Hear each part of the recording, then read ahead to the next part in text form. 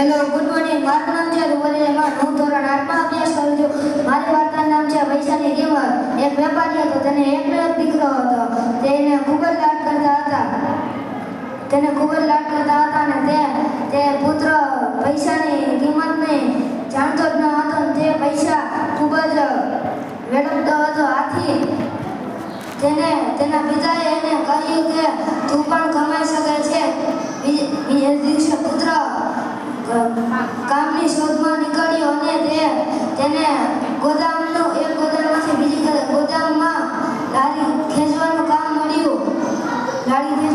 મળ્યું અને તે આખો દિવસ કામ કરીને તેને રાત્રે 1 જ રૂપિયો મળ્યો. આથી તેને ઘરે જઈને પિતાજીને આપ્યો અને પિતાજીએ પાસેના વાડામાં એક કૂવો હતો, તેમાં રૂપિયો નાખી દીધો. તે રોજ એમ કરતા હતા.